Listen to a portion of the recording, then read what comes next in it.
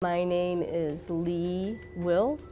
I am a freelance videographer and editor. One of my favorite authors is Gabaldon. She's been writing probably since I think the 90s. And she has a series out called the Outlander series. The first book was called The Outlander, and the genre of that is a mixture of historical fiction, romance, and even some science fiction because there is time travel involved with it, which is why I like the actual novels, because you have that little bit of mystical aspect to it. First person who turned me on to Gabaldon was my mother. She loves historical novels, and she picked up the first book and passed that along, and that seems to be the mode of our family, is we tend to pass books along all the time. The main character is a woman. Her name is Claire, and she is the one that actually does the time traveling. She is from our time, and she travels back in time. She is also a doctor, so that makes it really interesting, because when she goes back in time, they have none of those modern medical miracles that we have today. So she's really becomes known almost like a witch, because she's able to cure people. And of course there is no penicillin back in the time that she's actually travels back into. So she's done experiments where she tries to grow the molds for penicillin, so they all think she's a little bit out of her mind. But that's part of what makes it so interesting. Of course, as a main character, you like pretty much everything about her. She's beautiful, she's intelligent, she's a very strong-willed woman, and she really goes through a lot of adversity, and which obviously makes her stronger.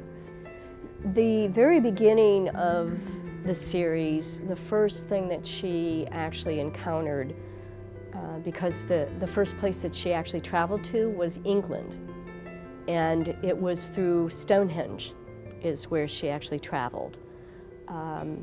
And at that time, it was during like the Scottish Highlander Wars with England, and that whole battle over in England. So that was really the beginning of the controversies that she went through.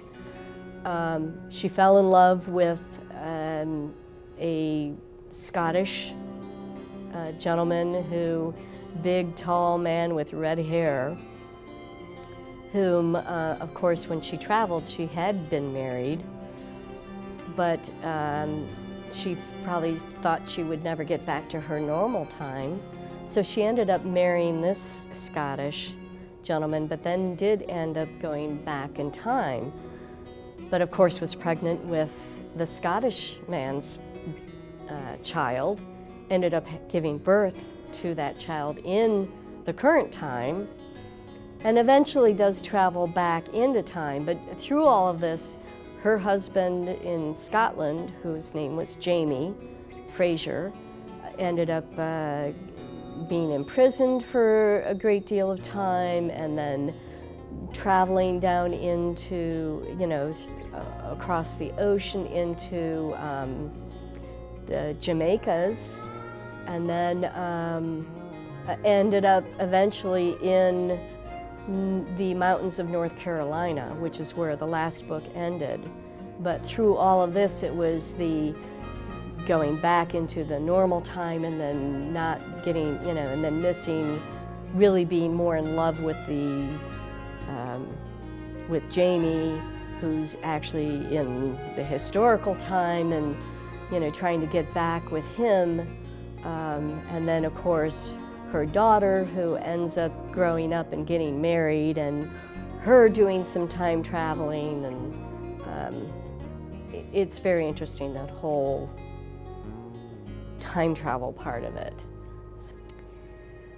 This book is probably more for women than for men, although my father read the books and enjoyed them because, again, there is the historical part of it. It does have romance. It's not, you know, a lot of romance to it, so it's not like a, you know, considered to be really a romance novel. I would consider it more historical fiction as opposed to romance, but you have romance in it, and you have a little bit of science fiction because you have the time travel part of it. So it probably appeals more to women. I wouldn't say it's a family book because there is the romance side of it. And those men who enjoy the historical part of it would enjoy the book, but I would say it's really more geared towards women.